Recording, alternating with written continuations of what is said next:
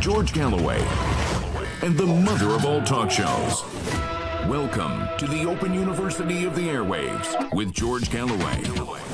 Nightmare in Gaza, slaughter in the darkness, 2,500 people dead, 10,000 people wounded, refugee convoys bombed after the refugees were told to take that precise road from the north to the south of Gaza. The water has run out, the power has been switched off from the beginning. There's no internet, no fresh blood can be seen on the television sets, even on social media. But that doesn't mean the blood has stopped flowing.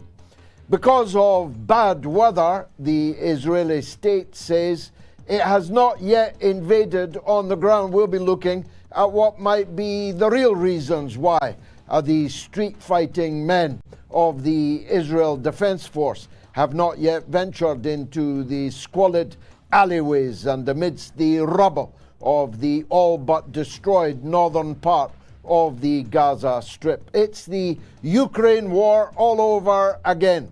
Every single country that was involved in the coalition of the killing on the bodies of the people of Ukraine is with Israel. Every single country that was against the war in Ukraine, waged by NATO, is against the war being waged by Israel. Another sign of how the world is now divided and how that balance of power is currently distributed. It's going to be, I promise you, a bumpy night. Welcome to the mother of all talk shows. Curious about our curriculum? Have something to say? Then call us now to join the debate on the mother of all talk shows. The only education you can get for free.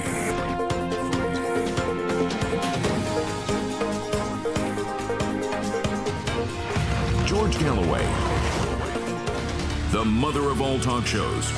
With George Galloway, the world is our classroom, and you're welcome to sit in and join the seminar. All the worst people in the world are heavily engaged in the propaganda war in support of the mass killing, the genocidal onslaught launched by the Israel Defense Force as called. Ben Shapiro, Jordan Peterson, Robert F. Kennedy, and many other heavyweight, big platform, big audience personalities, 300 in Hollywood alone, have thrown their bodies into the firing line. They have declared their everlasting love for Israel. They have declared their redefinition of the word genocide. They have redefined the term self-defense. They are sending money, some of them even sending themselves as mercenaries. People are being redeployed from the front line in the Ukraine. Weapons are being redirected, and above all, perhaps, financial aid is now swinging wildly away from the funding of the Ukraine war to the funding of the Middle East war, on the cusp of which we now stand. Israel says it has not yet invaded the Gaza Strip because of bad weather. That always sounded fairly implausible to me, but it remains the case that whilst a Palestinian child is now dying every 5 minutes under bombardment from brave pilots in the sky who dive bomb the squalid refugee camps, mosques, hospitals are being told to evacuate within an hour before that hospital is bombed. Just think about that. White phosphorus raining down. None of that has been affected by the weather, but the massed force of an invasion fighting force of Israel's finest, the most noble army in the world, they used to call themselves. I don't hear that quite so often nowadays, is still parked outside the gate. Here's the real reason why. Hezbollah and Iran have made it perfectly plain, along with lesser players like the Shiite militia forces in Iraq, like the fighting forces inside the Yemen, Ansar Allah, have all made it plain that if this does not stop soon, and if there is a ground invasion at any point, that they will become involved in the war. I think you need to get some perspective on this. Hezbollah is approximately 100 times more powerful than the resistance movements in the Gaza Strip. 100 times more. They have 100 times more missiles, and their missiles are not homemade. Their missiles are targeted, and they're targeted on the centers of power and the centers of population of the state of Israel itself. The Israeli people will not just have to hurry for the bomb shelters. If Hezbollah enters the war, they will not be able to leave those air raid shelters because the missiles will rain down incessantly. Israel will, of course, fight back, and the United States aircraft carriers, who present something of a sitting target, I must tell them, for the Lebanese batteries on shore. Mark my words about that. The United States will join the war. Britain, in a kind of carry on up the Khyber caper, has decided to send 2 of its sadly depleted Royal Navy to the shores of the Levant. To do what? I'm not sure. But we can assume that whilst they themselves will become targets, that they will not remain silent. Their guns will not remain silent.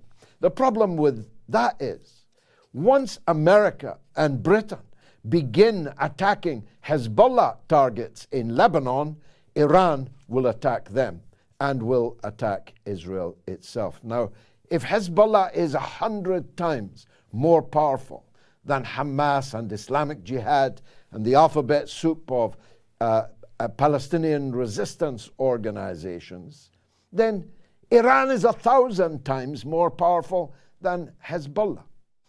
And thus, a general state of Middle East war will then exist. You'll have Iran, Ansar Allah in Yemen, the liberation forces in Iraq, the state of Syria and its armed forces will recover the stolen Syrian territory of the Golan Heights. Hezbollah will be all guns blazing. Israel will be fighting in Gaza and in the north of the country against Hezbollah, drawing its allies, presumably America and Britain, to the fore into deeper and deeper into that conflict. And here is the overarching problem. Syria and Iran are close allies of Russia, and not far behind, close allies of China. So if Israel, America begins attacking Iran, Russia and China stand behind Iran. I hope you're beginning to get a clearer picture. That's why the ground invasion has not begun, because Israel and its allies are calibrating just how difficult a job it will be to fight amongst the rubble in the alleyways, every inch of which are known by the defenders, but not known at all by the attackers.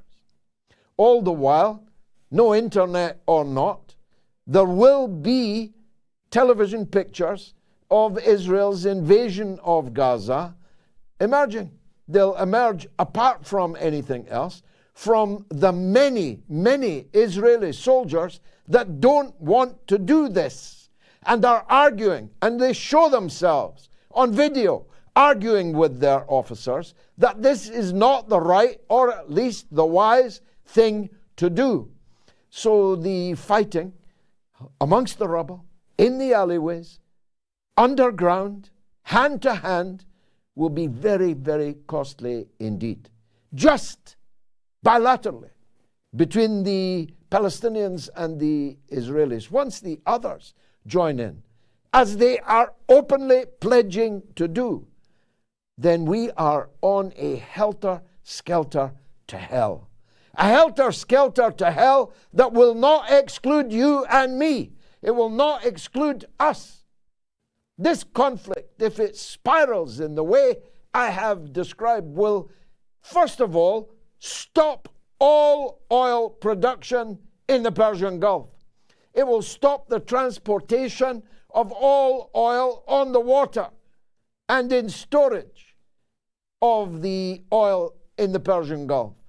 People are bleating about the price of oil now rising over $100 a barrel. You will not be able to buy it for $10,000 a barrel. There'll be no oil. That means your industry will stop. That means you will become unemployed. That means your already chronic and debilitating economic situation will plummet further into the abyss. And then there's the security risk to our own people of this grotesque over-identification of Western countries with Israel, of their absolute double standards, of their total hypocrisy. You think that the Muslims in France, in Britain, in Germany, and so on, haven't noticed that the Ukrainians are heroes for defending their land against an invader, but the Palestinians are terrorists for defending their land against an invader? Do you think that the people who already live here amongst us and in North America have missed the fact that whilst Palestine can be cleansed repeatedly in ethnic cleansing, in siege and sanctions and repeated bombardment on a massive scale, 2008, 2012, 2014, 2018, Gaza's already been reduced to rubble time after time. Do you think that people have not noticed that we don't give a damn about the thousands of Palestinians who are bleeding this minute in hospitals with no light and no power? Do you think they don't know that their co-religionists have no water and no food? Do you think they don't know that we are deliberately starving people just like those who besieged the Warsaw Ghetto until the people there revolted? In the words of Frantz Fanon, we revolt because we cannot breathe. The Palestinian people cannot breathe, have not been able to breathe for more than 7 decades. And everyone can see it clearly now. They can see that every government in the Western world is fully behind the slander of the Palestinians and fully behind the slaughter being carried out by Israel. The Western leaders are echoed by their so-called oppositions. And both the governments and the opposition have a media which blares incessantly the very same propaganda, and now has a repressive regime of legislation to close down those with an alternative point of view. A perfect example of whom is Jackson Hinkle, who will be up in a minute. Jackson Hinkle is one of the brightest and best broadcasters in the whole world. But you'll have to go looking for him because he's now been deplatformed on almost all, thankfully not all yet, but almost all of the social media platforms. This show could be cut off in mid-sentence at any time by the regime of censorship and repression that I am talking about. But even all of that will not stop the truth coming out, because the genie is out of the bottle. That's why we had demonstrations all over the Western world of hundreds of thousands of people on Saturday, and probably another one next Saturday, And they're breaking out everywhere.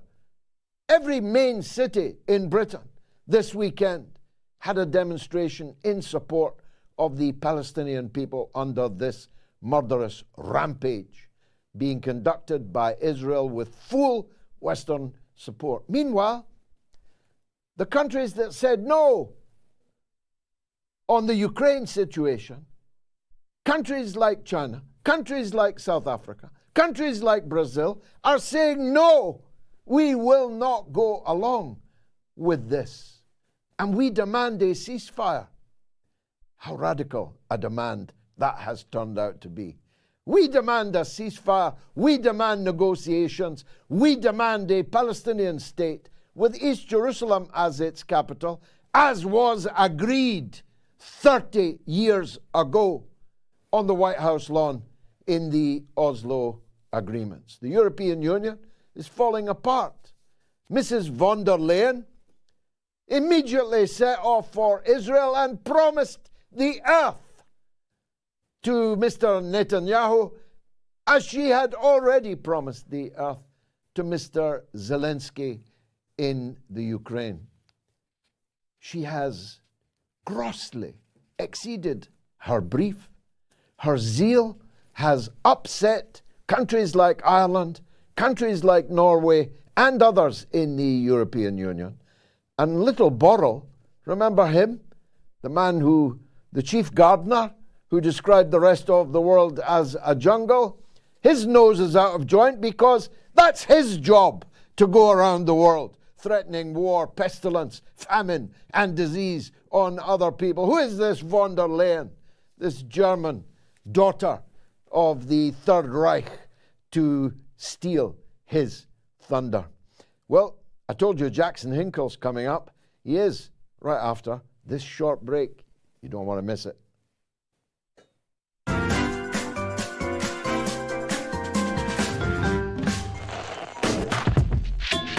I defy anyone to contradict the point that I just made, that every person alive today was born of woman.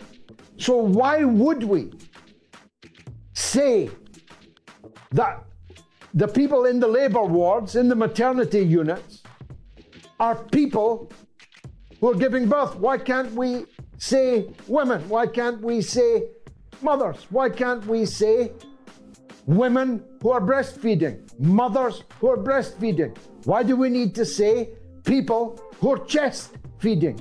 All of these words, and indeed all of the trend that you say you dissociate yourself from, of transgenderism, transmania, I call it, are all taking rights away from women.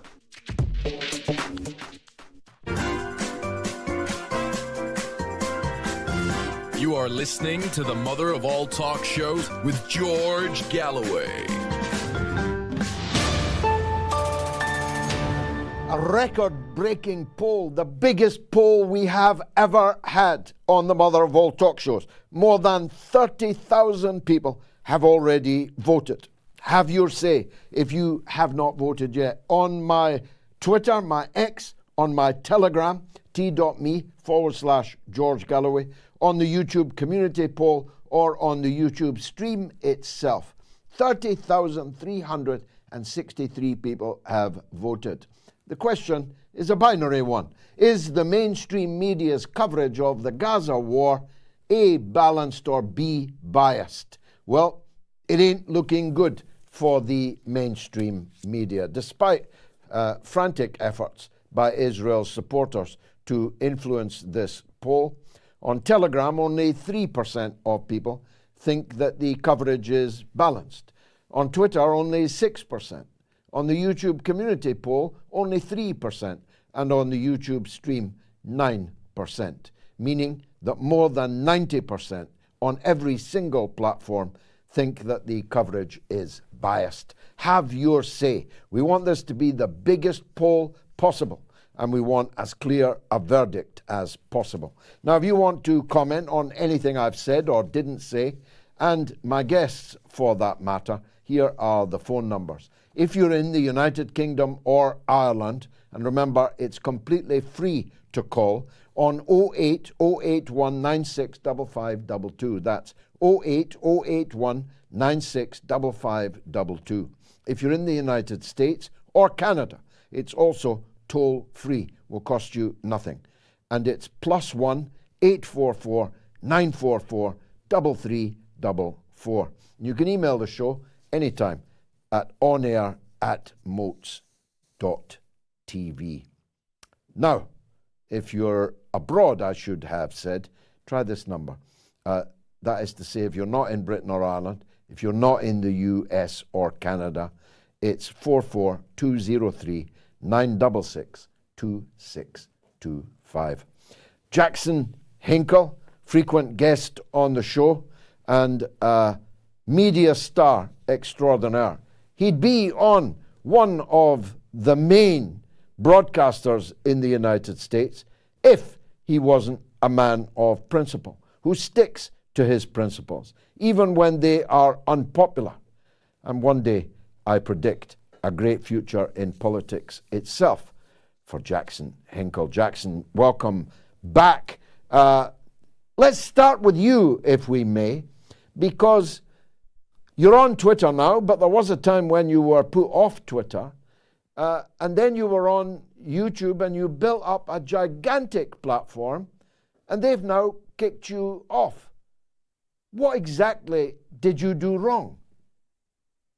I wish I knew. All I got to say is a big thank you to voices like you and Jimmy Dore, who've been having me on their shows to talk about this, because it's really incredible. It's the same old thing. You know, if YouTube was around and is prevalent, you know, during the lead up to the invasion of Iraq, we all know they would have taken you off of YouTube immediately because you were telling the truth. And you've continued telling the truth this entire time, and I appreciate you having me on today. YouTube didn't tell me why they took me down, but I'd imagine because they didn't even cite a single video, they didn't tell me I violated their community guidelines in a video, anything like that.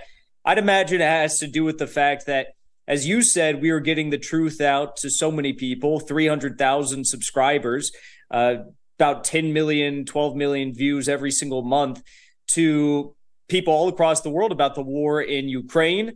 And I would have loved to talk about the war in Gaza and what's going on there, but I was banned before that even took place. Fortunately, I've been covering that on X or Twitter, and I've gained about 300,000 new followers there over the past few days. So that's really good, and I'll be uploading my content on Rumble very soon.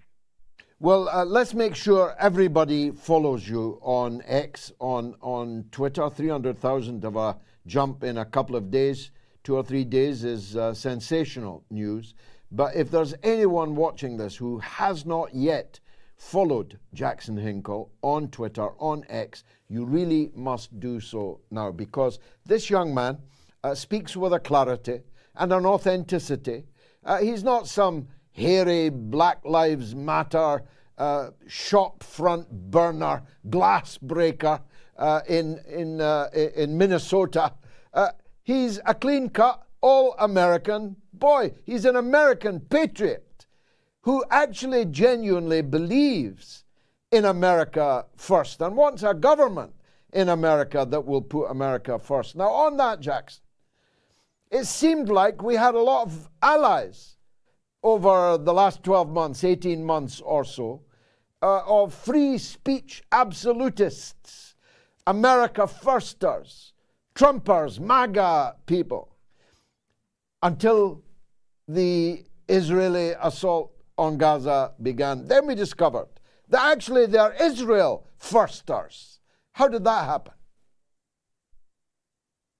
I wish I knew, because if I knew, I'd be able to maybe put a dent in correcting the situation and trying to, dissuade the people who are being propagandized on this subject. But it's so disheartening. All these people who were laughing at the Ukraine propaganda and about how Joe Biden was toying with the idea about sending us to World War III for the past 1 year and 8 months, now within days have fallen hook, line, and sinker for every single insane lie that's been put forward about what's going on in Gaza right now. And, we don't even have to get in the details. Everyone knows. You can look at Twitter and even go to Israel's own official X account and see the lies that they're being corrected on by community notes right now. They're being fact-checked in real time.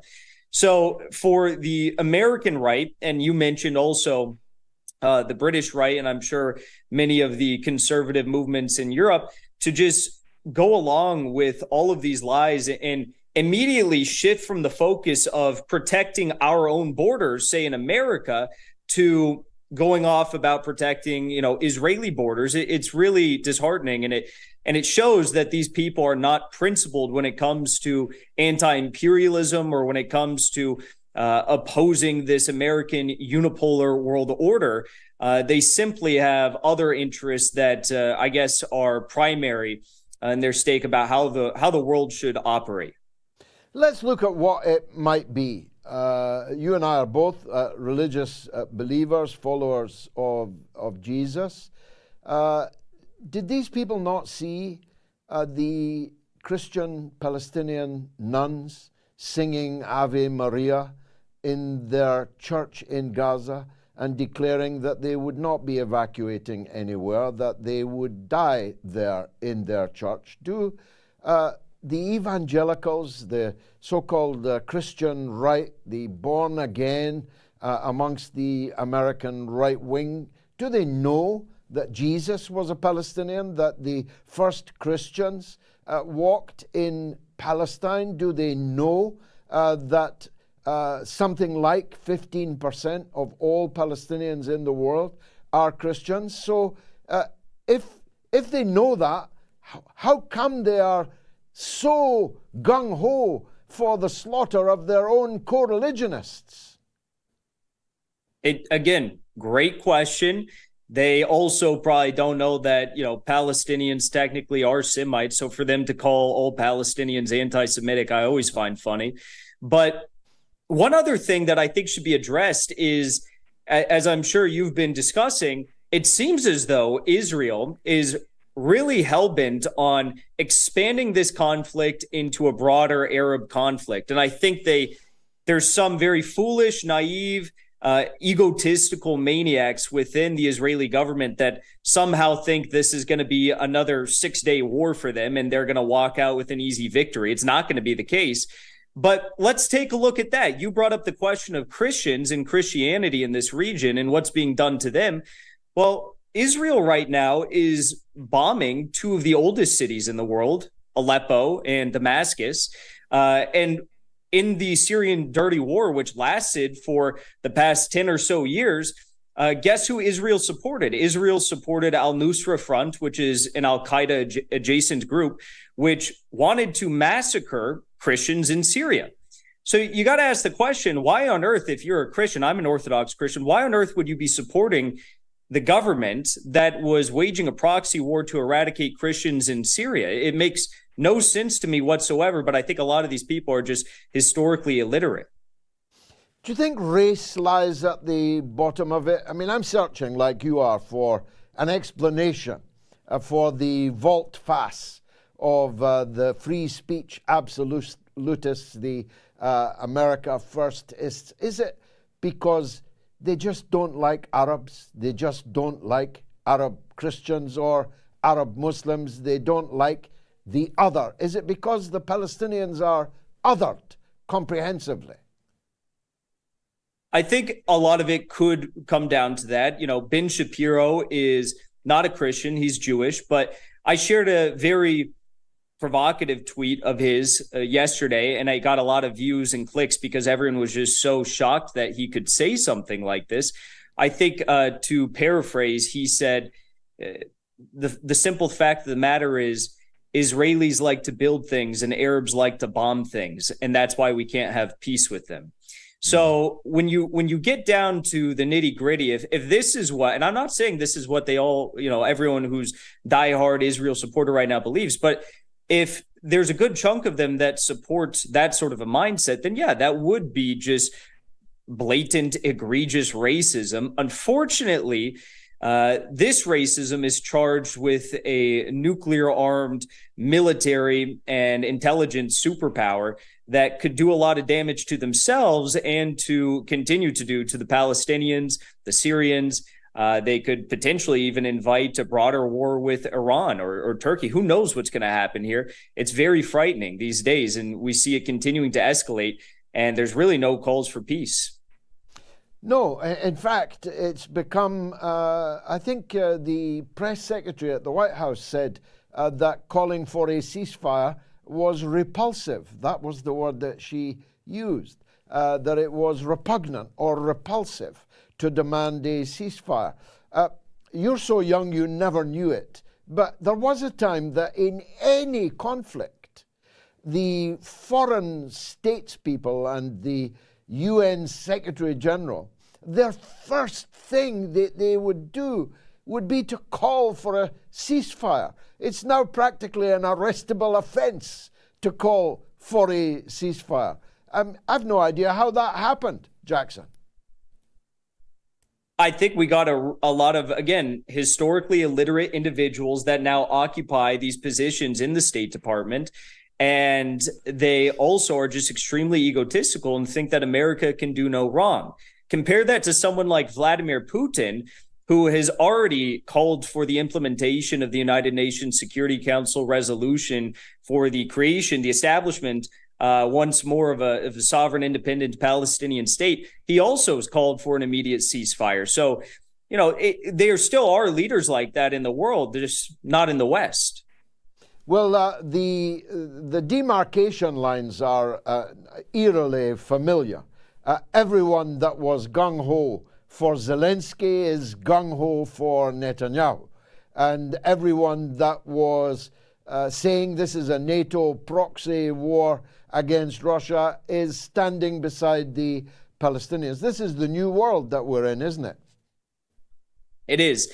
I think the one saving grace that we might be able to look at here is on the first day of the Russian special military operation, you know, very few and far between were there any voices, and I was one of them, but were there any voices that were supporting Russia or maybe calling into question the notion that Russia is the supreme evil and the reincarnation of Nazi Germany? You know, with this subject, with this conflict, obviously it's one that isn't new for a lot of people. And I think there's a lot more people who are sympathetic to the overall struggle of Palestinian statehood and the end of war crimes being committed against the Palestinian people than, you know, we saw for supporters at the start of the SMO for Russia. So I think that's one saving grace. The question is, can we convince people of the truth and reality who are so brainwashed, so propagandized, and have been for so long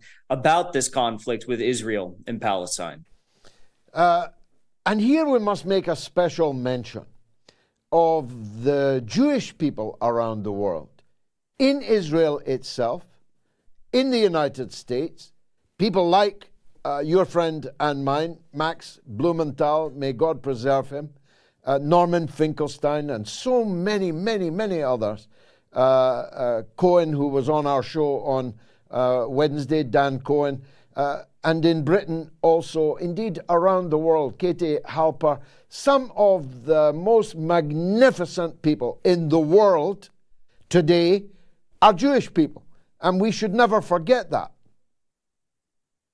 Yeah, I think I always recommend to people, if you want to have the best coverage about what has gone on in Palestine for years and years and years, and the broader Middle East, you know, Max Blumenthal, The Gray Zone, Dan Cohen over at Redacted, those are the best sources you really, I think, as an English speaker, are probably going to be getting.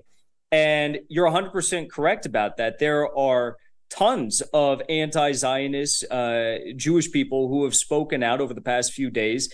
And I have to applaud them for that, especially starting today, because it seems as though Benjamin Netanyahu has taken a page out of the book of Mr. Volodymyr Zelensky in Ukraine.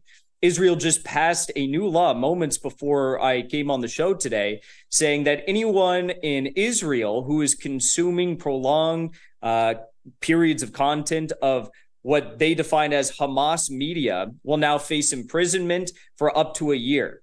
And as we all know, you can't really prove something like that, whether or not someone is consuming Hamas media. I think it's going to be used as a blanket offense that they are going to utilize to target anyone who speaks out against this potential war that the IDF might be foolish enough to actually launch. I mean, you talked a couple of times already about historical illiteracy. Nothing could be more redolent of the crimes of the recent historical past. Recent for me, I was born 9 years after the Red Army liberated Auschwitz. Winston Churchill was still the Prime Minister in Britain when I was born. We actually grew up, people like me, in a period when the supporters of the Soviet Union, of the Red Army, and the huge bank of progressive leftist Jewish people were absolute ironclad allies. And now it's all so different. As you say, Russia is described as the Nazis. And the people who were the victims of the Nazi filth in the 1930s and 40s are passing fascist laws to stop their people reading. It's book burning, that. It really is. It really is. And it's so sad also, because if you look at Putin today, I mean, he's simply just calling for peace. And, you know, he's a guy that obviously grew up, worked in intelligence in the Soviet Union, the latter years. But he is someone who's had a very longstanding good relationship with Benjamin Netanyahu, the prime minister of Israel. And he's being painted, even in this very conflict, take aside the whole SMO in Ukraine, he's being painted in this conflict as a terrorist because he's saying that, you know, we need to implement the United Nations Security Council resolution on the establishment of a Palestinian state, and he's calling for a ceasefire. It's the same thing with Ukraine. If you call for peace in Ukraine, you're labeled as a Putin apologist. If you call for peace here, you're labeled as a Hamas apologist. And regardless of what your views are, I frankly don't care what anyone's views are, but I think everyone should be agreeing that at the end of the day, what we need to push for is peace here. We need to stop the slaughtering of civilians. One last thing I'll say on this subject is, according to the United Nations official stats, which make of those what you will, they've recorded 560 children civilian deaths in the entire Ukraine war over the past 1 year and 8 months. Now compare that number, 560 children that have been killed in Ukraine over the past 1 year and 8 months, to the 700 children that have been killed in Gaza over the past 6 days by the Israelis. I mean, if you needed any stat to show that Putin and his men have really acted like saints in this operation compared to what Israel's doing, that's it right there. Well, we stand on the cusp, and the Israeli army stands at the gates. I don't know if you heard my opening remarks, but I'm saying it's not because of bad weather that they have not yet gone in. It's because there are geopolitical wheels in motion, because others, if not Netanyahu, are able to calibrate the potential scale of first a regional war, and one that could even become far wider even than the Middle East, West Asian region. What's your take on it? Are they going to go in? What might be holding them back? I think, like you said, the geopolitical interests and balances that are at play definitely are a factor in what appeared to be a bluff that was called. You know, they said they were going to launch the ground operation last night, and then they didn't, and they cited poor weather.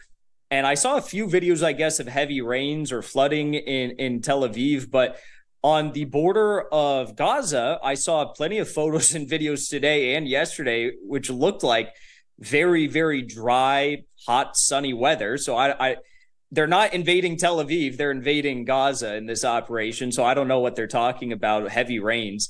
As for other reasons, I really do believe that with Hamas, you're talking about a group that has prepared its defensive lines and positions in Gaza for at least probably a year. They've been planning this. They have been acting as sleuths. They've been acting under the cover of any sort of intelligence seeking or gathering operations by the Israelis.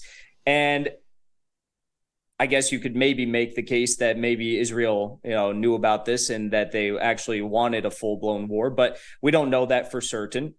And the other thing is, the Hamas fighters, I mean, they've basically got a sniper's heaven that's been created for them by the incessant bombing by the IDF. So if I was an IDF soldier, and I know some IDF reservists just from, having friends in college, and these kids, they get Israeli citizenship and then they go and do training in Israel for maybe a summer or a year, something to that effect. They're not really doing anything. They get training, limited training. They get set up at a guard post. Maybe they fire a few shells from some sort of gun or artillery or whatever. And they don't really know anything about war. They're not prepared. The IDF hasn't had real battleground experience since 2008. So you're telling me that these 300,000 TikTok Zoomer reservists that the IDF has called up are actually going to pose some sort of a serious threat to Hamas in this sniper's heaven, where there's going to be booby traps, mines, drones, anywhere and everywhere that they could imagine? Maybe, but also we know for certain that it's going to be very bloody for the IDF as well. It's not something that I would want to be in the shoes of, marching into Gaza right now. That's probably the last place on earth I'd want to be. Jackson Hinkle, everyone follow him. Thanks very much for joining us on the mother of all talk shows. Much obliged to you. Phone numbers again, 0808 196 5522 if you're in the UK or Ireland. If you're in the US or Canada, +1 844 944 3344. If you're in the rest of the world, 44203 966 2625. 31,777 people have now voted. Can I go straight to the lines? Mohammed is in Israel, Palestine. Let's hear from him. Mohammed, go ahead. George, hello. Yes. Good evening. Thank you so much for giving us the opportunity to speak. I want just to express my deep thankful for you and what you do and people like you, what you have been doing for us. We are really saddened here. I mean, like you here, that I live inside Israel. We call ourselves Palestinians, of course, because we have stayed our ground. For some reason, we weren't kicked out like our fellow Palestinians, either to the West Bank or even to Jordan, Egypt, and other Arabic countries. I would like to highlight that it's not a religious conflict, guys. It's not Muslims against Jews. Somehow, I mean, the Israeli idea, it's trying to show that it's a religious conflict. No, we have Jews friends everywhere. I lived in the UK before, and I have many Jews friends, and we share the same mindset about what's called Israel. And people here are living in fear. This is what I want you to show. What I want to express here, that people are so afraid to speak up. As Palestinians living in this place, it's now hell. We can't say anything. I mean, if you click a like or if you share something on social media, you are threatened. I know students, friends of mine, who have been banned from going to universities just because they shared something on WhatsApp or on social media. At workplaces, the same. We are treated as second-class citizens. I mean, if you go to the airport, you want to travel. It's appalling how they treat us there. It's like you're going to bomb the airport. They search you everywhere. Everybody is. It's very, very weird to live here. Now, someone would say, "Oh, you would rather live in Gaza." Yes, of course, but I haven't received this honor yet. And my parents were born here, and my grandparents were born here, and their grandparents were born here. So why should I leave? This is my land too. And one final issue that I would like to highlight is that the domestic situation that we have, and why people are so afraid, because they made us kill each other, George. Really, they made us kill each other. I mean, from the beginning of 2023, 200 Palestinian Israelis, Arabic people died, not by Israeli soldiers, but by ourselves. I mean, by a brother killing a brother, a neighbor killing a neighbor.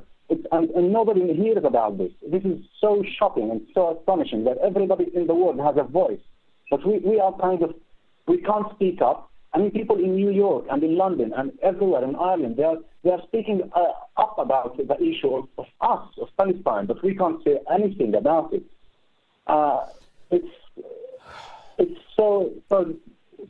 It's so depressing. Indeed, to be in such a situation. Indeed. Though I made a television show yesterday for Al Maideen Television, Kalima Horra is the name of the show, and the Palestinian guest on the show, from Gaza, in fact, said, I didn't choose to be born Palestinian, I just got lucky. I did a double take because the last thing you would imagine was for a Palestinian to think that they'd got lucky being born a Palestinian in the last 75 years, but he meant it. And he said, when I see my flag flying amongst free people all over the world, in every corner of the world, I feel very, very proud to be Palestinian. Fascinating. Let me take a quick break, and then it's Sadie in West London on the same subject. Don't go away.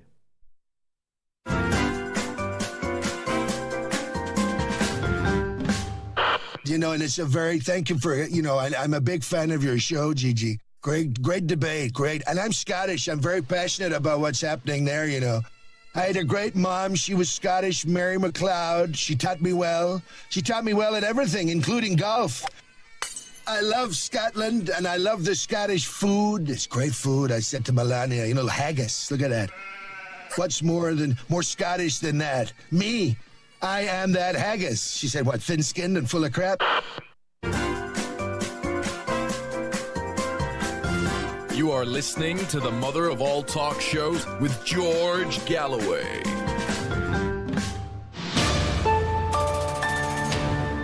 I'm going to try and take as many calls as possible. So if I don't reply at length to your call, it's only because I've got so many people trying to get through. Sadie is in West London on Palestine. Let's hear from her. Sadie, what would you like to say?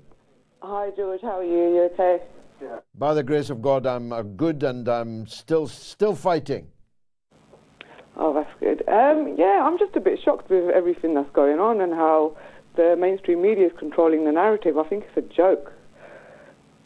Are they controlling it, Sadie? They're trying to, but my experience in England over this weekend is they're not actually succeeding in controlling it. I mean, not one person, not one, and I've seen tens of thousands this weekend, has expressed a single word of support for Israel or opposition to what I stand for, and dozens of people have asked me my honest opinion, how it's going to go, what's going to happen next, and so on. So if they are trying, and they are trying to control the narrative, I don't think they're having much success. Back to you, Sid. It depends, though, because I've been following GB News for a couple of months, and they fired a few of their they fired a couple of their journalists, and I feel like they fired the ones that were promoting free speech, and then they kept the ones, and I feel like the ones that they've kept, like some of them, I just feel like they've got a different agenda, and Israel's controlling them and everything that they're saying, and it's just really starting to get on my nerves, and it's really frustrating. For sure, it's frustrating.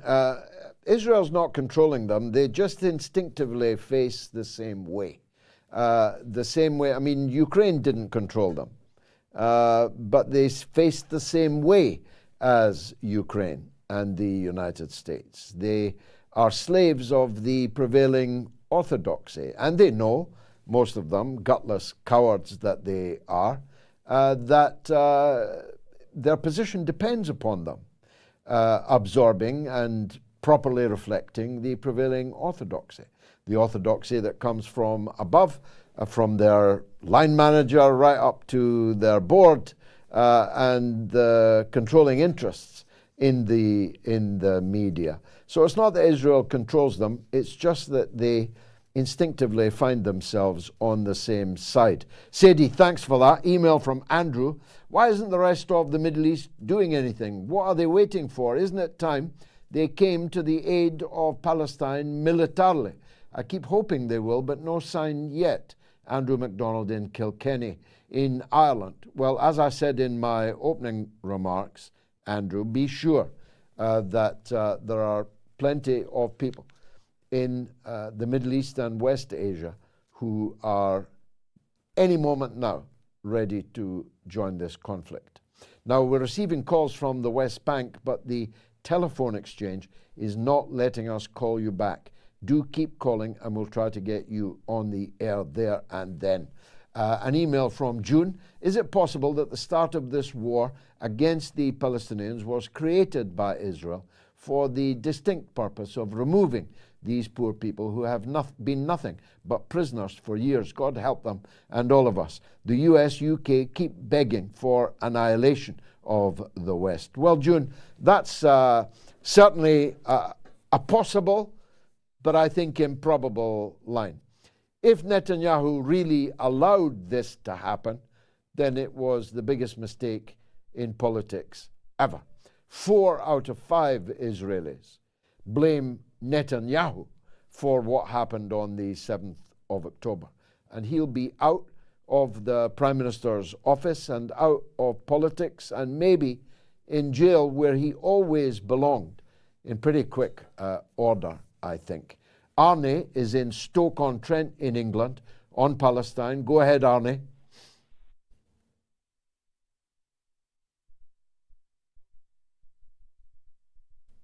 We've just lost him. Okay, some YouTube comments. Waldemar Aiko, who lived in Palestine first?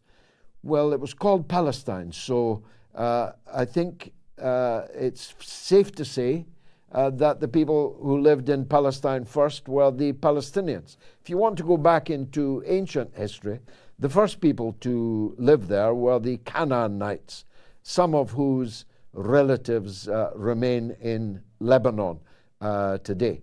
But a country called Palestine is only part of the story, because in that country called Palestine lived Palestinian Jews, Palestinian Christians, and Palestinian Muslims. Laurie Papateros says, airlifted, drop food, water, medicine, action now, airdrops now, food, water needed as soon as possible, drop food, not bombs, drop water, not bombs, drop life, not death.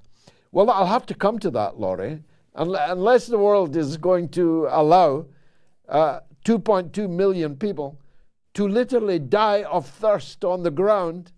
I mean, the former deputy foreign minister of Israel said on television that we're not going to drive them into the sea, we want to drive them into the desert, the Sinai desert, apparently oblivious to the biblical significance of demanding an exodus of people into the desert of Sinai.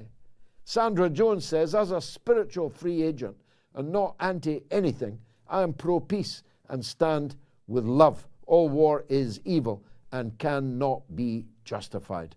Joe is in New Jersey. Let's hear from him. Go ahead, Joe. Hey, power to the people, the sleeping giant of democracy. And God bless all those who stand in unity against the Antichrist evil, the apartheid evil, the evil of inequality, and the evil of prejudice against others, solely and only because of their skin color, their ethnic backgrounds, and their religious beliefs. And George, I have a prediction on what's going to happen in the Middle East, and I think it will be fairly accurate prediction. I think the United States is going to run out of the Middle East, just like it ran out of Afghanistan, just like it ran out of North Korea, just like it ran out of Ukraine, just like it ran out of Vietnam, just like it ran out of Cuba, just like it ran out of Venezuela. Once again, man, I am outraged, George. I got I pretty can much tell. a lot to say, but I think I can feel it. I can feel it, Joe. And everywhere around the world, they'll have felt your passion, compassion in that call. Thanks for making it. Olivier is in France on Palestine. Let's hear from him. Go ahead, sir. Hi, George. Thanks for having me on your show. I'm calling actually from the French, German, and Swiss border. And I'm very concerned. What the hell is going on in the Middle East? Why do all the Arab countries not come seriously together in solidarity of the Palestinian people and do to Israel what Israel has been doing to the Palestinians since they chased them from their lands and occupy them until now? Why do the Arab states as joint force not fight back towards the still ongoing stealing of the Palestine lands? Why is there no retaliation towards the daily ongoing harassment towards the Palestinians? Why can't they help the Palestinians to build their own independent and sovereign state? Why is there no common solidarity in actions? Once they have woken up... there will be, Olivier, there will be, and perhaps sooner than you think. But of course, the great majority of Arab states are headed by people who are afraid to do this, afraid to lose their chairs, afraid to lose their wealth, people who were put there by the Western hegemony when it was completely dominant in the area, people whose legitimacy as a ruler is very severely in question. Said Hassan Nasrallah, the leader of Hezbollah, would be the leader of the Arabs if he was not the leader of a party which is overwhelmingly from a Muslim minority, the Shiite Muslim sect. If he were a Sunni, then he'd be accepted right across the Muslim world as the leader. As it is, many people think that he's the only real leader that the Arab and Muslim people have. And he's going to act, make no mistake about that. But there are many corrupt kings and puppet presidents across the Arab world that would be too afraid to do the things that you are calling on them to do. However, there is a new generation emerging. The Crown Prince of Saudi Arabia, for example, has been impeccable in this crisis over this last 7 days. Impeccable. No one could criticize him. I'm told that Qatar has threatened to stop supplying gas. In 1973, the then Saudi king, Faisal, cut off the oil and quadrupled the oil price. We'd be lucky if it only quadrupled in the wake of what might be coming up the pipe right now. Olivia, thanks for the call. Now, coming up, we've got a historian on Palestine, Zachary Foster, who is very, very well worth hearing. And we're also talking about the incredible demands on football teams to light up their stadia in the colors of Israel, even though a significant number of their players would find that a complete abhorrence and would refuse to genuflect to it. At the very least, there are two sides in this conflict. At the very least, there are two sets of people who've shed their blood over the last 7 days. And the Palestinians have shed far more of it, not just over history, But over the last 7 days, we'll be talking to a football expert about that. Stay tuned. The second hour is going to be terrific. It's the mother of all talk shows.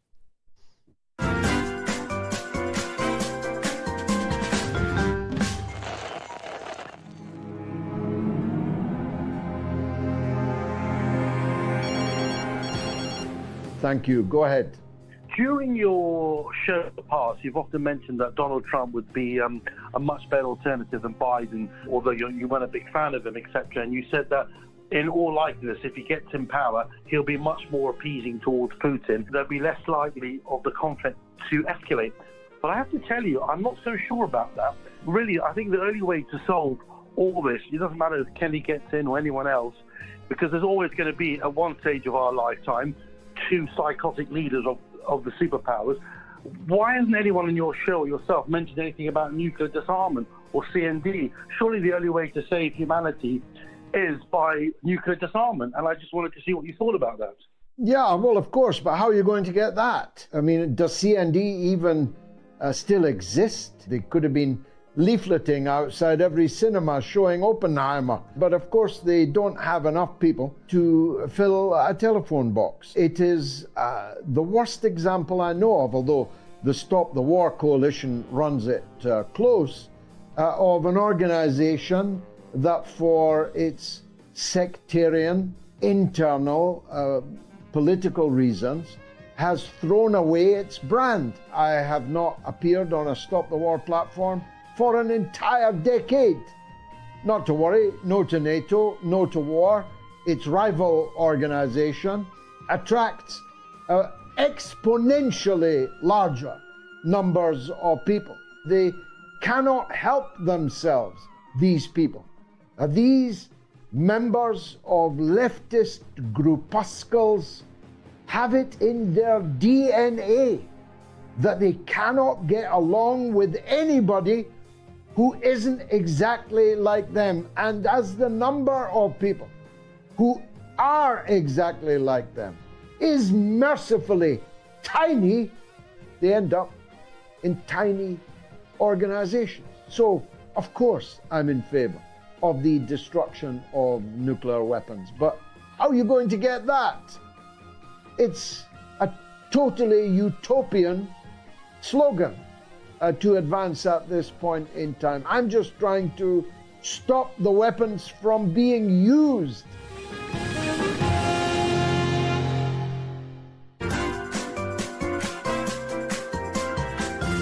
You are listening to the mother of all talk shows with George Galloway. Now, on telephone calls, the phone system is collapsing under the weight. We cannot get back to people who are calling us from the West Bank, and we've had something like 70 calls from the West Bank, but the telephone exchange will not put us through in order to ring you back. Ditto the rest of the world. If you call us, don't keep ringing back. We will pick up your call and we will get back to you. Okay, I better stop speaking or we'll not be able to get back to anyone. Princeton man, an intellectual of the first rank, is Zachary Foster. He's a historian of Palestine as well as a very successful author. Zachary, thank you for joining us. Place in the historical context, will you, where we are? Because a lot of people think this crisis started on the 7th of October, 2023, when Sky News and CNN turned up.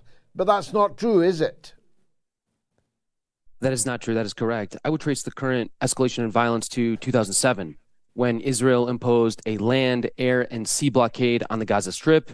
By 2010, the United Nations had determined that blockade was illegal under international law because it imposed collective punishment on 2 million civilians in the Gaza Strip.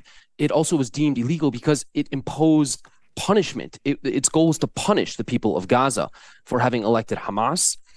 And that blockade has led to a humanitarian crisis in the Gaza Strip. It has led 90% of people to lack access to safe drinking water. It has led 50% of people to be unemployed. It has led 80% of people to be dependent on food handouts. So we're talking about a food crisis, an employment crisis. There's also an electricity crisis, as you know. There's a mental health crisis. There's a public health crisis. In addition to all those crises, Israel launched 5 wars on the Gaza Strip and the people of Gaza over the past 16 years. And in those 5 wars, Israel slaughtered something like 3,000 innocent Palestinian civilians.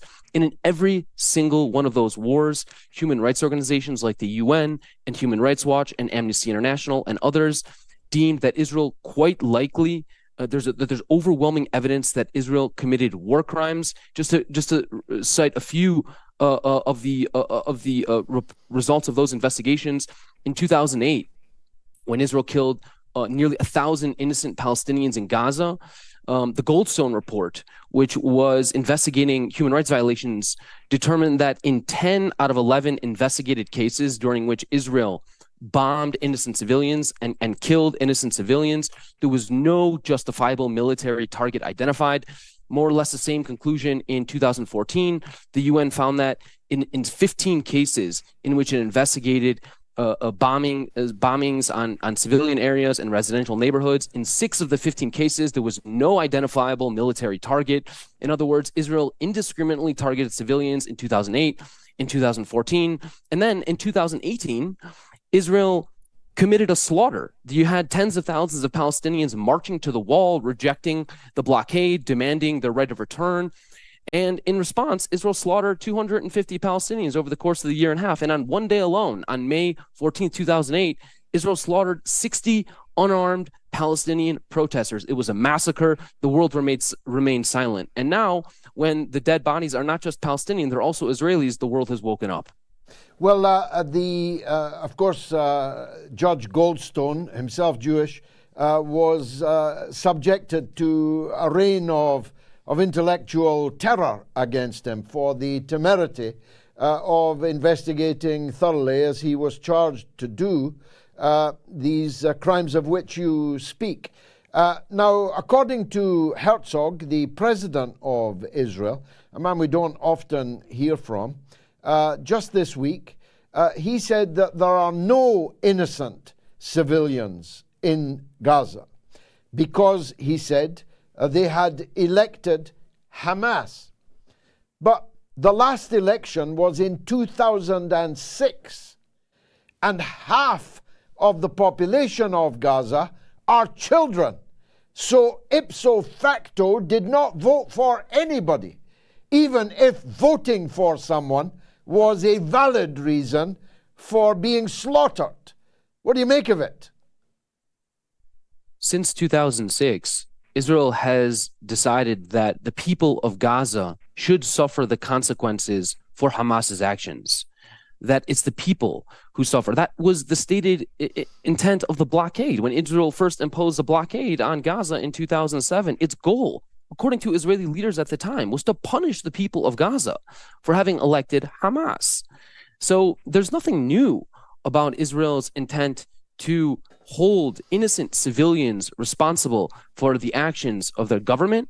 That's a war crime. It's a crime against humanity, and it's despicable. And the fact that we have most world governments declaring with hook, line, and sinker that they're backing these Israeli war crimes. You have Biden saying we are coming to your defense no matter what, at a time when the Israeli defense minister Gallant has declared that the people of Gaza will be denied food, they will be denied electricity, and they will be denied water. I mean, this is the United States government in full public declaring its support for genocidal actions. It's despicable. Well, the water, as you will know, and I hope everyone now knows, the water has literally run out. There is now no water in Gaza. The pools that were there, the reserves that were there, are now exhausted. There is no water. There is no electricity. There is no internet. And there's a queue. I saw one queue at one baker, 500 people long, trying to buy bread. It's not going to be possible tomorrow or the next day, even to find bread. This is biblical. This is an attempt at genocide, as you described it, but it's also flatly illegal to collectively punish people.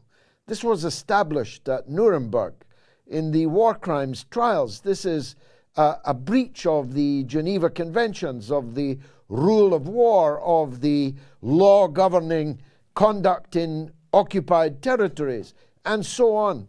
And yet, we've got all these also respectable, Armani-clad accomplices to murder in governments throughout the Western world. It's really come to something, hasn't it?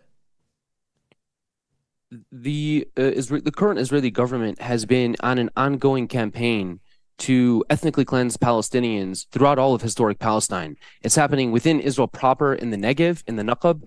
It's happening in the West Bank, in the South Hebron Hills and Masaf Yatta, where 2,000 Palestinians face regular home demolitions and face ethnic cleansing. You have it happening in the Jordan Valley, where you have many Palestinian shepherding communities being harassed and forced out. Multiple villages have been depopulated just in the past few days since this assault on Gaza began. You have ethnic cleansing happening in the E1 zone between Jerusalem and the Jordan Valley. And now it's happening in Gaza as well, after the state of Israel declared they asked 1 million people to leave their homes in 24 hours. We're talking 7,000 people in the Shifa hospital in Gaza City asked to vacate. Where are they supposed to go? When they tried going when they tried going south, Israel bombed the convoys and killed 70 Palestinians who were fleeing in response to Israel's call to flee. So what you have now is one of the most significant humanitarian crises in recent memory, where millions of Palestinians are facing not just ethnic cleansing, but also genocide in the Gaza Strip. And I pray and hope that the world leaders come to their senses and call for restraint and call for a ceasefire and call both parties to stop the violence, because it's the people of Gaza who are paying the price for this. If this doesn't happen, and China has called for it, Russia has called for it, King Hussein has called for it, Crown Prince MBS has called for it. If this ceasefire does not happen, and within hours, we're going to face a wider war in the region, aren't we? I don't understand the thirst and hunger for revenge and war. You have 150 Israeli hostages who are dying by the day as Israel drops more bomb on them. Why is it that Israeli leaders don't love their own people as much as they have thirst and hunger for revenge and violence? What is happening now could spiral out of control. It has already dragged in Hezbollah. Israel has bombed airports in Syria and Lebanon. What we are talking about is the potential for escalation that could spiral out of control and lead to a regional war, if not a world war. I mean, this is incredibly dangerous, and it is incumbent upon every world leader, every Jewish leader, every Christian leader, every Muslim leader to call for the immediate ceasefire and end to hostilities, because otherwise things can easily spiral out of control and we could be facing a regional, if not global, war. I'm sure you've impressed many, Zachary. How can people support your work? Where can they find you? What's the best place to hear and read what it is that you are saying? You can find me on Twitter _Zach Foster, and I also have a newsletter. It's called Palestine in Your Inbox, which you can find at PalestineNexus.com. Fantastic. Thanks for joining us, Zachary Foster, on the mother of all talk shows. I cut that short only because of the sheer pressure of telephone calls on the line. Zachary is in the West Bank, and while we've got him, we need to hear from him. Zachary in the West Bank, Palestine, thank you for making it through. What would you like to say? First, I'm really shaking because you are my idol. I want to thank you. Many thanks on behalf of all the Palestinians and all the suppressed people of the world. Thank you for opening the eyes of the world on the issues of the mistreated people, the poor people, the abused people, the suppressed people. So thank you so much. I'm really La shukra shaking al because wajib. La shukra al wajib. Don't thank me for doing my duty. Thank you so much. You are doing... How is the situation now in the West Bank? Because all eyes are on Gaza, but 70 people have been murdered in the West Bank during this same 1 week. That is our daily life. There is daily clashes with the Israeli occupation. I mean, we live, there is areas A, B, and C. I live, fortunately, in Area A, but Area A, that means inside a city. But they keep, they don't withhold from attacking the cities and arresting people and killing people. Of course, you have heard about it. We have victims every day. We have homes destroyed every day. We have homes burned every day by the settlers. And I'm sure all of you saw the settlers in Hebron killing on camera a Palestinian just for standing on his land. He did not do anything. And this incident was caught in camera, but this incident is a daily incident in almost every village in the West Bank. You don't hear about the shootings. You don't hear about the home burning, the home demolishing. It's going on. I am the son of 2 refugees. My parents were born in Jaffa, which Tel Aviv was built on top of its ruins, of course. So I call it Tel Aviv, Palestine, not Tel Aviv, Israel, because it's my homeland. And my parents, they went through the first Nakba. They were like in their 20s when they were forced out of their homes from what's Tel Aviv today, and they lived in camps. They went through poverty. They went through the wars and the bombing of the camps, and so it was a tragedy on top of a tragedy. I was arrested many times. My grandfather was killed in his hospital in what's Tel Aviv today. He was sick in a hospital, and the Jewish gangs at the time, the Haganah and Stern, or whatever their names were, they killed my grandfather, and they know that. They arrested me here many times, and they know that. And they arrested my brother. They shot we are 8 brothers. 5 of us were arrested. I was arrested for 3 years for fighting the occupation, and almost my mother got arrested, my father got arrested. Every person in my family suffered from the Israeli occupation, and no one in the world at the time was saying a word about us, not even in the Arab world. And your show comes like a beacon.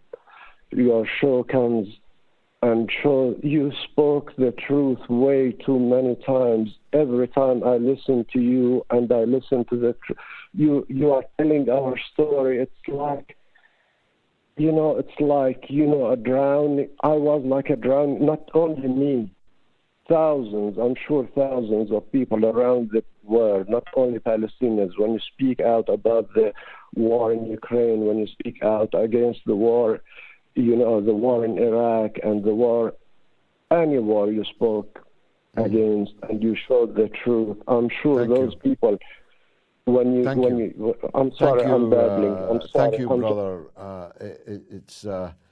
I say, La shukra la wajib, it's my duty to do so. I promised President Arafat in 1977 in Fakani in Beirut that I would never leave the Palestinians alone, and it's a promise that I have kept. Thank you very much indeed for that. Now, coming up is a man that I have spoken with before.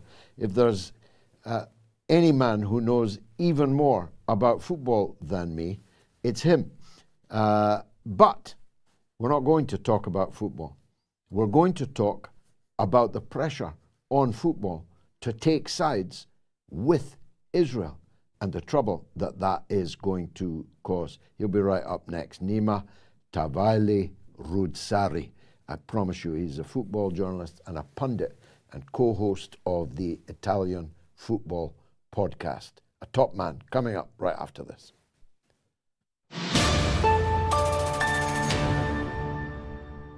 Let me say that you can listen to the audio-only version of MOATS on our MOATS podcast, and the numbers on that are going through the roof.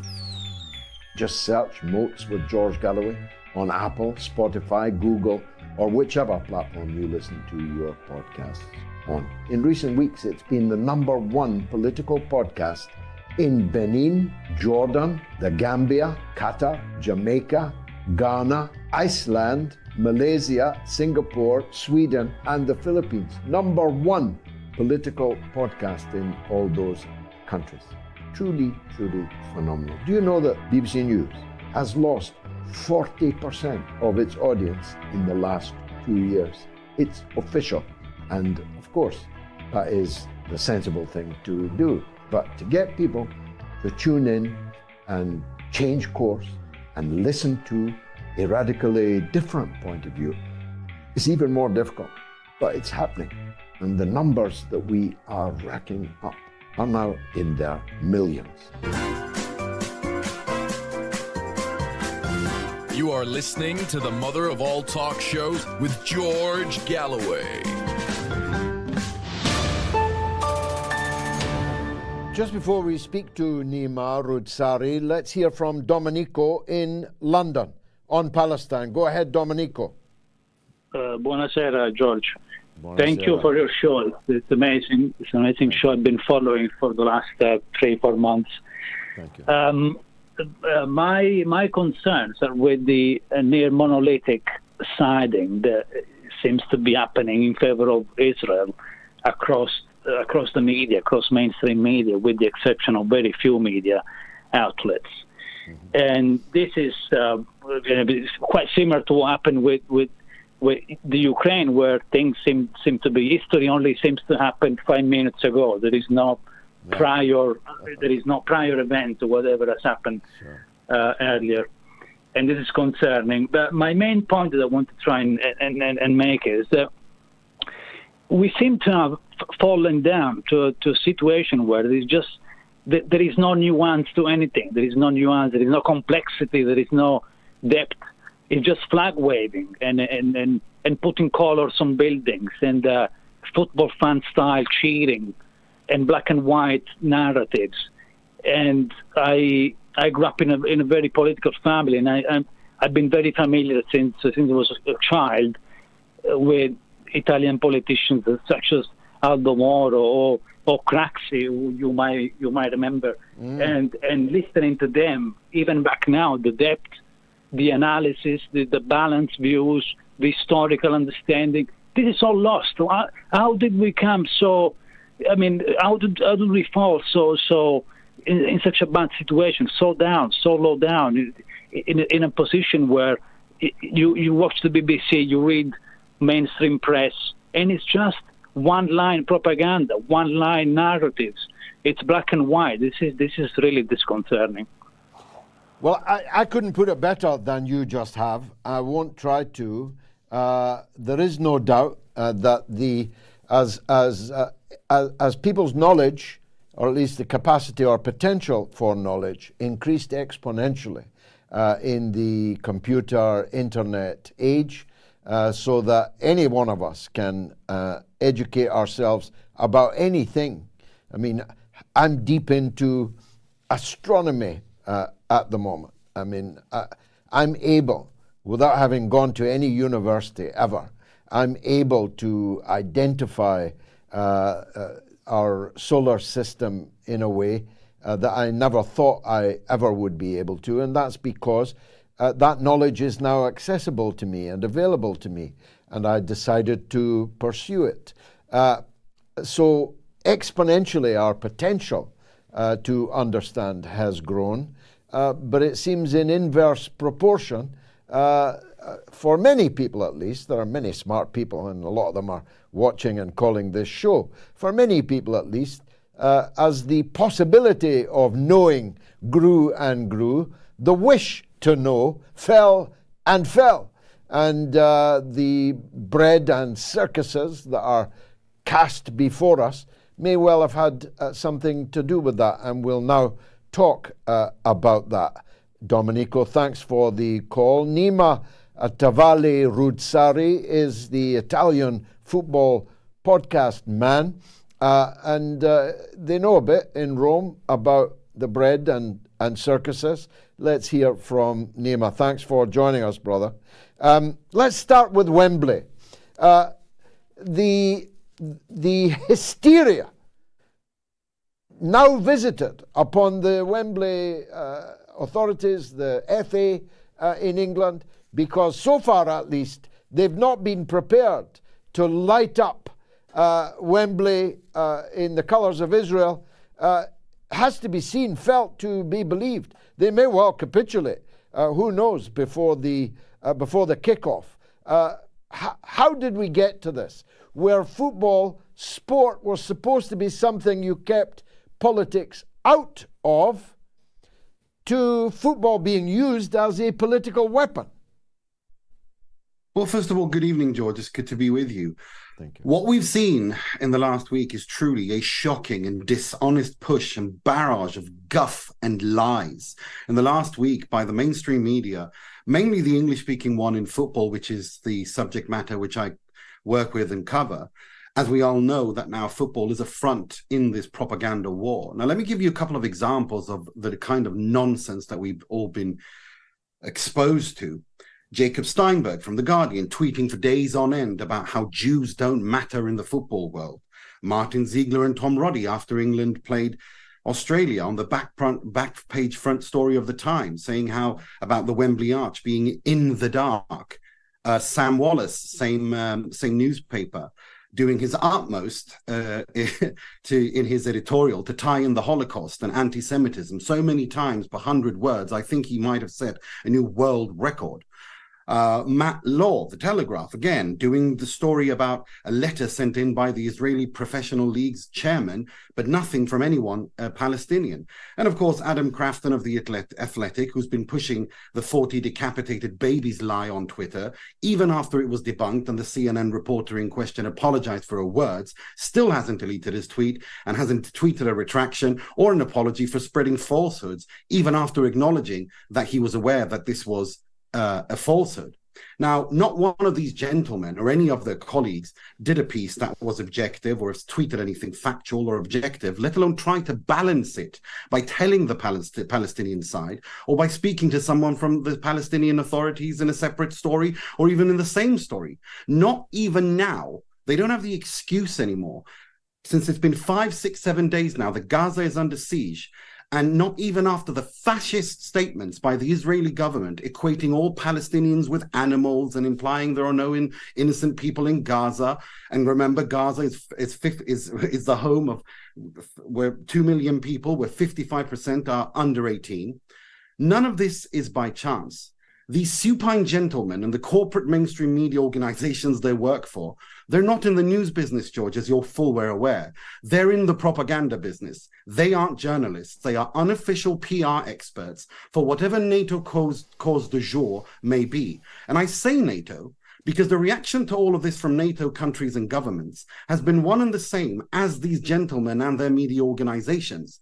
There's been no acknowledgement of the genocide being conducted right now as we speak, no call even for a ceasefire, but sole condemnation of the Palestinians, equating them all with Hamas, branding them all as terrorists and vicious so as to feed this Islamophobic trope about all Muslims essentially being ticking time bombs that can go off at any minute.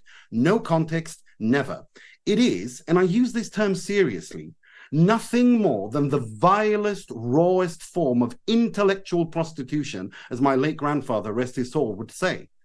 Now, and it's been rather successful too. I mean, let's remember what happened in football in recent years. Back in 2021, when Leicester players Hamza Choudhury and Wesley Fofana waved a Palestinian flag after having won the FA Cup final, there were calls to punish them. and banned them. Same things, same year when Manchester City player Riyad Mahrez celebrated winning the Premier League, by waving the Palestinian flag. In the FIFA World Cup in Qatar, barely a year ago, an organization named UK Lawyers for Israel wrote to the FIFA Disciplinary Committee demanding that Morocco be punished for celebrating while waving the Palestinian flag. And we've got countless examples of this. But when Zinchenko of Arsenal waves the Israeli flag, they all applaud. And the reason for these things, all of these things that I've mentioned, the ridiculous attempts to tie the Palestinian cause with anti-Semitism, the talk of criminalizing waving the Palestinian flag, the banning of demonstrations supporting Palestine, etc., are all the next step of a process which has been ongoing for the last few years, where essentially they are canceling the Palestinians' existence on earth by equating their existence with anti-Semitism. If anyone wants to rage against cancel culture, try on that for size. They are canceling an entire people off the face of the earth militarily and culturally. And the latter part is something that you would know Keir Starmer's Labour has perfected, where there are reports suggesting that Jewish members of Labour are 13 times more likely to be thrown out of the Labour Party for claims of anti-Semitism due to them simply being anti-Zionist, where they equate the two. And any person who successfully finished any sort of education at any level would understand how ludicrous this is, as there is a difference between the religion, Judaism, the political ideology, Zionism, and the apartheid state of Israel. Well, wow is all I can say to that. I've seldom heard more eloquence and power in a short statement. Let me just ask a couple of quick questions. My team, Celtic, were fined. The club was fined for some of its supporters waving a Palestinian flag in the crowd, over which the club had no say whatsoever. It was the crowd, proud of them, but it was the spectators who did it. And we were fined £60,000, if I recall correctly. Now, football grounds are being asked to light themselves up in the colours of one party to a conflict, an ancient one, at that, as you've just perfectly described. Who took the decisions to do that? Who turned, at Hampden Park, they even made the corner flags in the colours of the Ukrainian flag. The livery of the furniture around football stadiums was turned into Ukrainian colours. And now the demand is to do it for Israel. Who takes these decisions? Well, I'd suggest they take it, the same people with the same decision-making power that they have usurped and taken upon themselves, with which they brand it as the rules-based order. Whose rules? Whose order? They do what they want, whenever they want, however they want. They got rid of Russia when Russia invaded Ukraine, but when Israel is conducting a genocide in the concentration camp that is Gaza, and I use that term based on the way that it's been defined by Professor Norman Finkelstein, right? That's what Gaza is. We are watching the live murder and genocide of a people, and we're supposed to be arguing over the color of the arch of Wembley or whether or not a flag can be waved at a demonstration. This is beyond bizarre. Yeah.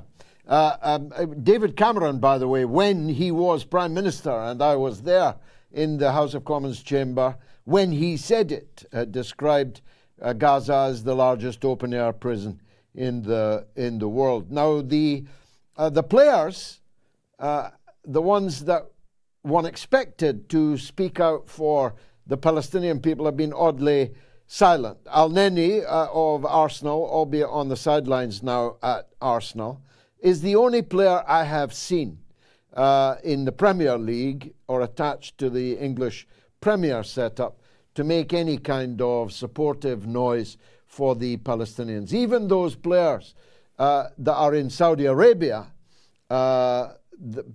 like Sadio Mane, for example, that I would have expected to hear from, and definitely not Mohamed Salah yet, who wants out of Liverpool anyway. I'm not sure what he has to lose. They've all been silent. Why would that be? Well, I mean, just before we came on, Karim Benzema, the former French international and Real Madrid legend, Ballon d'Or winner, came out on Twitter in French in support, expressing his support and worry about the Palestinian people. Look, it's exactly what we've been discussing in this conversation that we've been having. This is what they do. People are so scared of the fallback on social media. They're afraid to lose, sponsorship contracts. They're afraid of getting cancelled. But I'm sorry, but at some point you have to find your spine. You have to find you have to stand by the courage of your convictions and stand for what you believe in and what you think is right. Again, we are watching the live genocide of a people right now. For how many days without water, without fuel, without any energy to pump up those the energy rate to keep the hospitals going? I mean, I saw a report of 50,000 pregnant women in Gaza don't have access to water, clean water, or healthcare. At what point will people stand up and speak up and say this is unacceptable? How many more children have to die?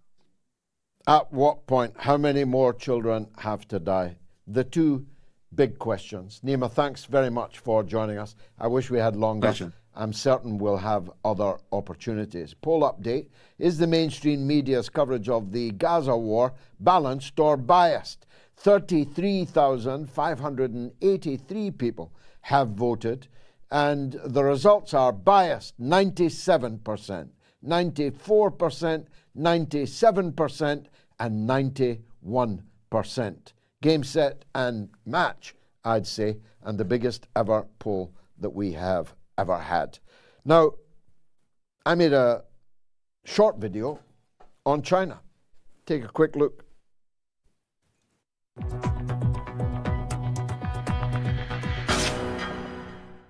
Resources exploited, sovereignty lost, people bullied. This is what China's Belt and Road Initiative looks like in the Western media.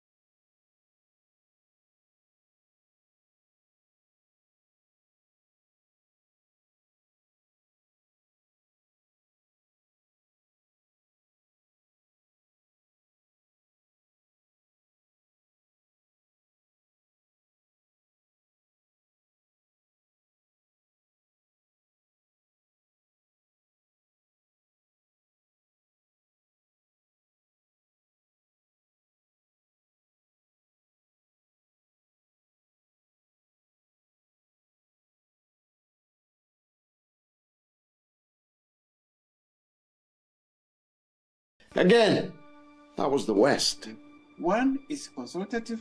Right. Two, it focuses on green and clean energy. 3, it also recognizes the mutual,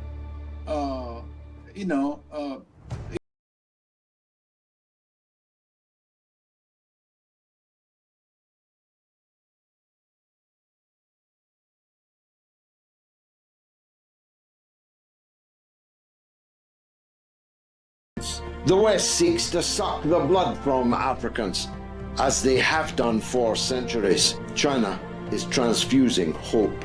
That's the difference between China and the West. Transfusing hope. How we need some transfusion of hope in the Palestine question. Mohammed is on the line from Palestine, from the West Bank. Mohammed, what would you like to say? Thank you for having me on. I would like to thank you as well, but people spared me the time to thank you. So you're just a beacon of light and truth in a world full of lies. So you must know that. I'm from the West Bank myself, and I'd like to comment on the I wrote few points here. I'd like to comment on the Palestinian Authority position, which is, for me, embarrassing. I mean, how come Mahmoud Abbas accept to meet the American representative like Blinken? I mean, he could have. I think he could have used some sort of political pressure to refuse to meet him unless the U.S. changed their narrative in terms of describing Hamas as ISIS, because Hamas is part of the Palestinian people. I mean, Hamas is not ISIS, has never been ISIS. I don't know how people feed into this narrative. They equate between Hamas and ISIS, and I don't think that's true from a historical standpoint. And I would like to say also on the Palestinian Authority rhetoric, when they say we are in solidarity with Gaza. No, you are not in solidarity with Gaza. You are part of the situation. You are under occupation. You should use you can't say you are in solidarity. I can accept it if you are abroad or living in London, in Scotland. Okay, you're in solidarity with Gaza. But if you're living in the West Bank, you're living under occupation, and you should speak as such. You're part of the oppressed people. You're living in Ramallah. You should speak with more suitable, let's say, rhetoric. And as far as the Israeli media describing Hamas as ISIS, didn't Israel back ISIS in Syria when they strike Deir ez-Zor, which was the heart of the Iranian fighters in Syria? They strike it many times. And who was fighting ISIS in Syria? It was Iran. It was the national Syrian army. So many things. I mean, in the media, there are many. Mohammed, I have said much in the past about the Palestinian National Authority and about Abbas in particular. I don't care to for the moment because of the extreme nature of this emergency, but there will come a time when I'll return to the subject. I'm not a supporter of President Abbas or of Hamas. I'm a supporter of Marwan Barghouti, the Nelson Mandela of Palestine, in an Israeli dungeon when he should be free. But I think we have to do everything we can to bring out the best in everybody, to make it possible for everybody to do their duty. And at this moment of extreme emergency, that requires everyone to come together.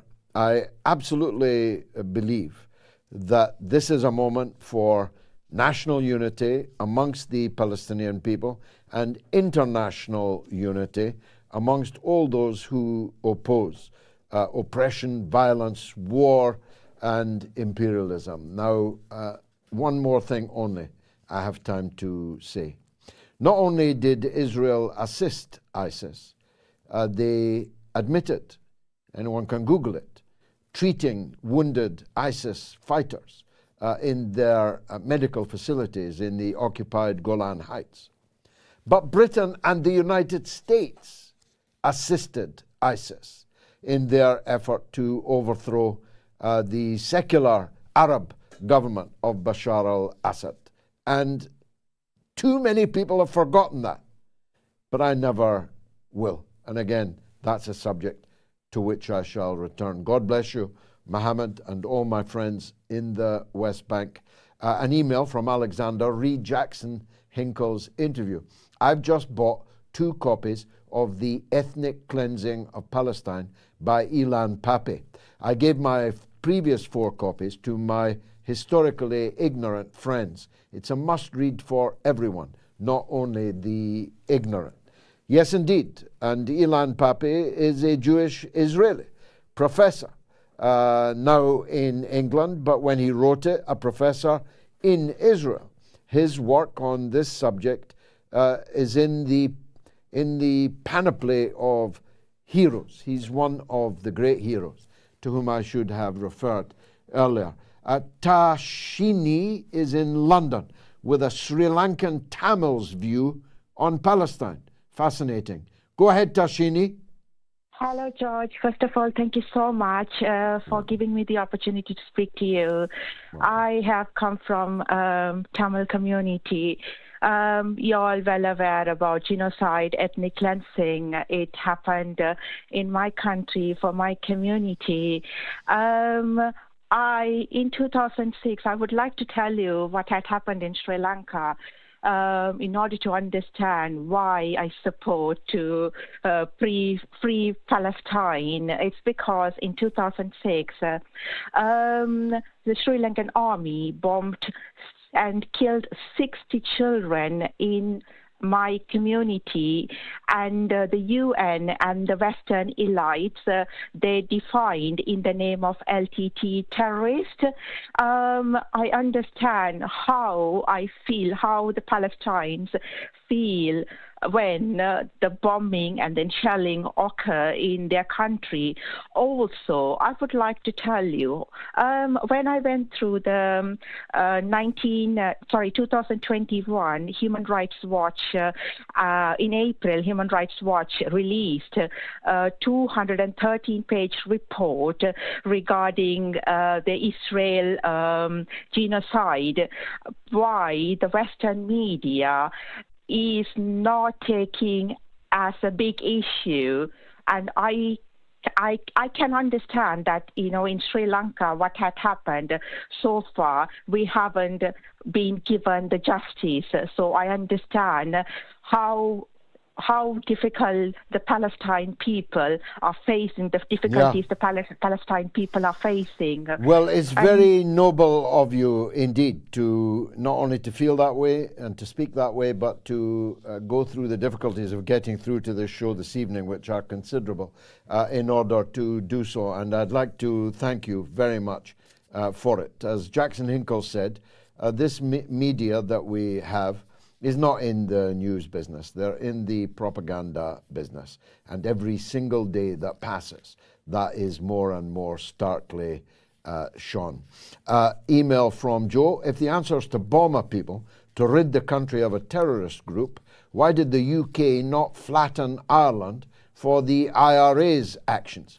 We chose who lives and who dies in this world. Where the hell is Keir Starmer, the yellow belly coward? That's Joe in Lancashire. Well, Keir Starmer, David Lammy, Emily Thornberry, Rachel Reeves, and the rest of the gang are worse than the British government, and that's saying something. Abdul is in Yorkshire, in England, on the MSM Lies on Palestine. Abdul, go ahead, please. Thank you for having me, George. Hope you can hear me. Yeah, very good. Go on.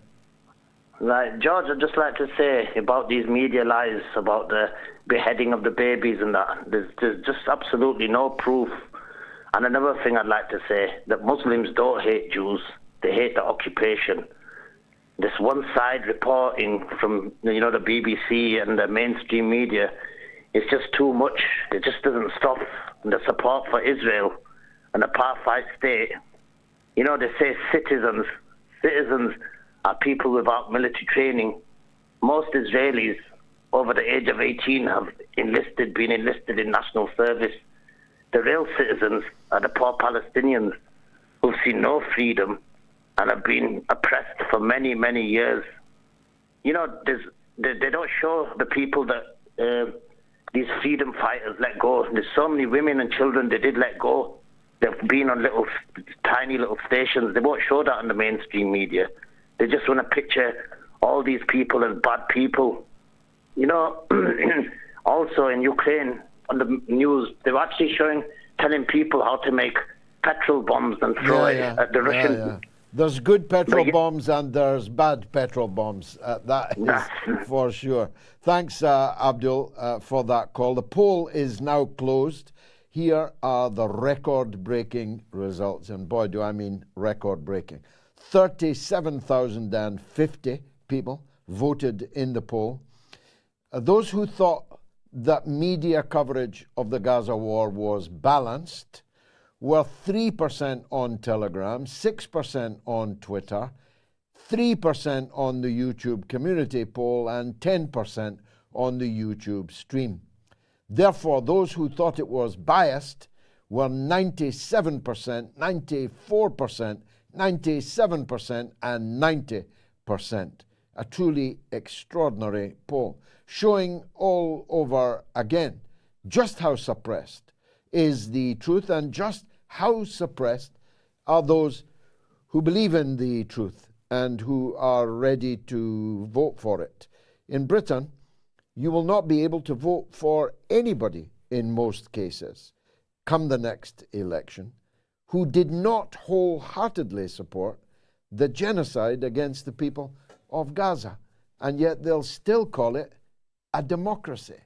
Thanks for that. An email from Tom regarding the poll. I would like one of the 3% to phone in just for some comic relief, if nothing else. It's a good point.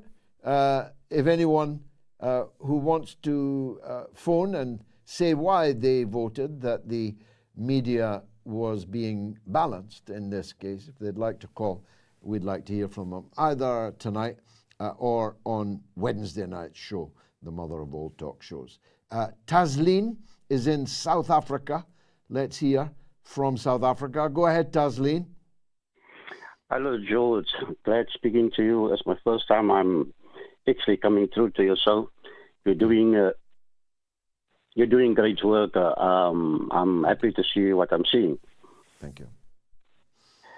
And listen, it's very heartbreaking to see what's happening in Palestine. As a South African, we went through this for quite a number of years, but not on the scale of what's happening in Gaza. I myself, as a Muslim, you know, it's very sensitive. It's very heartbreaking. We feel it with the Palestine. Our support is with the Palestinians. And we hope, and I can guarantee you this much, this will come to an end. And this won't be in the favor of the Israelis, and it won't be in the favor of the Americans. History will end not in their favor. That's guaranteed. Well, Mandela made the point, indeed, I was there when he made it, that our freedom will not be complete until the Palestinians are free. All of the leaders of the liberation struggle in South Africa were wholehearted supporters of the Palestinian people. Indeed, one of them, a good friend of mine, Ronnie Casrils, former intelligence chief of MK, the armed wing of the ANC, was and is perennially active on this question. Is the media in South Africa properly reflecting the views of Mandela and the liberation movement on this? Or are they on the one hand, but on the other? I did an interview with SABC, South African Broadcasting Radio, just the other day, and I had to put a flea in the ear of the man who was conducting the interview. I was a little upset by it. What's your view on that, Tasleen?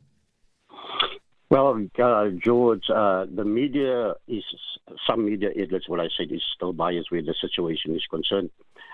But I've seen on the social media, the South African government, especially the ANC, they were all wearing the Palestinian scarves in support of the Palestinians, and they were giving the Israelis a bit of their mind to stop what's happening in Palestine, right? To send food and to send whatever is necessary for the Palestinians to survive.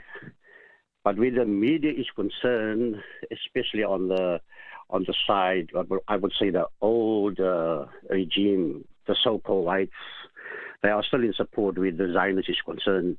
There's still parts here in South Africa where people are still battling from the scars of apartheid, and the present government is not really helping in the sense to relieve the South Africans in the difficulty. I mean, there's still a lot of South Africans that is difficulty from that time, and I mean, I can sympathize with the Palestinians what they're going through, even worse. But we're not out of it yet. We are party to this country. We just have a different type of apartheid here, where some people is really struggling with the new government is concerned. Yes, that's true, undoubtedly true. And of course, there was a very, very close relationship between apartheid South Africa and the State of Israel. It's an embarrassing truth for many supporters of Israel, but that doesn't make it any less true. Tasleen, thank you for an excellent call.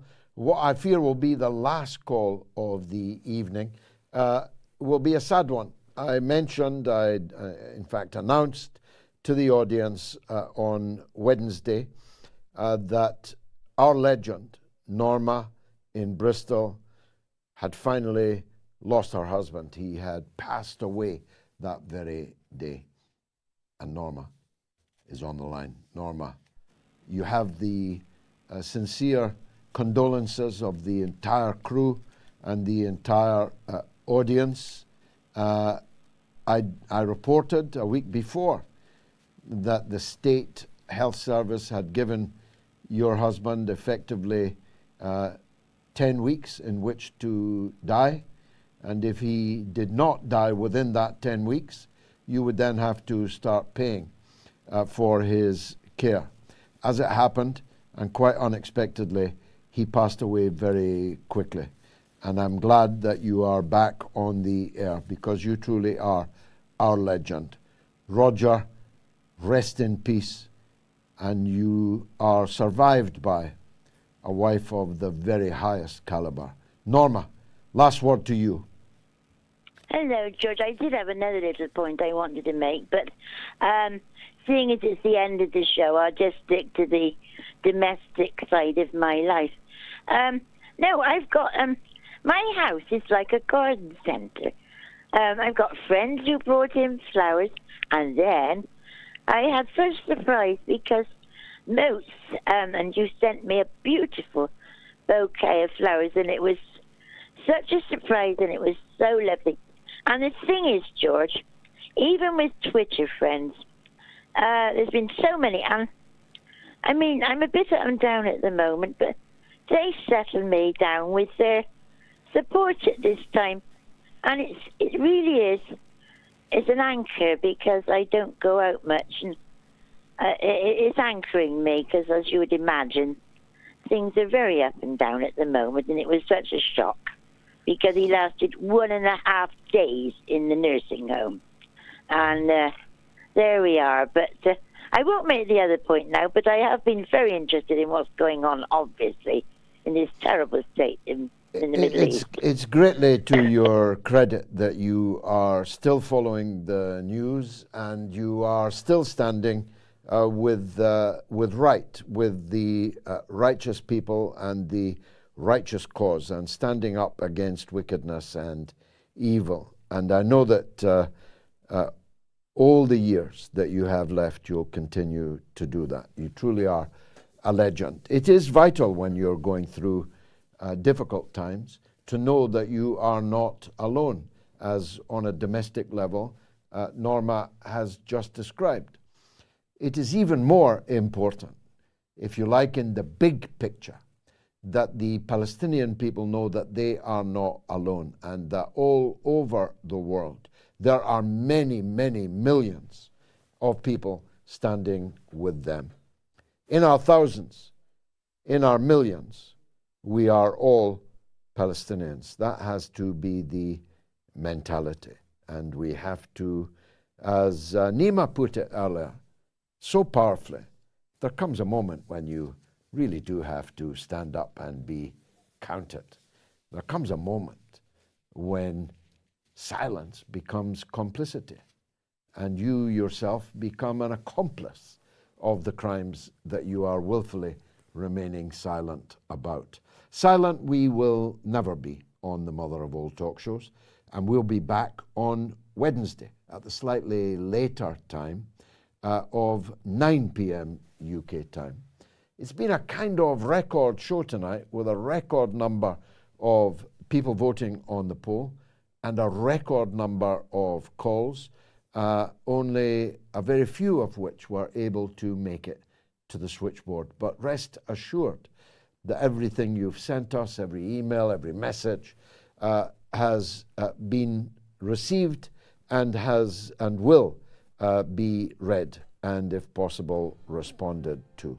So it's been marvelous for me, particularly glad that we were heard in Palestine itself, although alas, not in Gaza, where the people are in place and wondering when the bomb is going to murder them.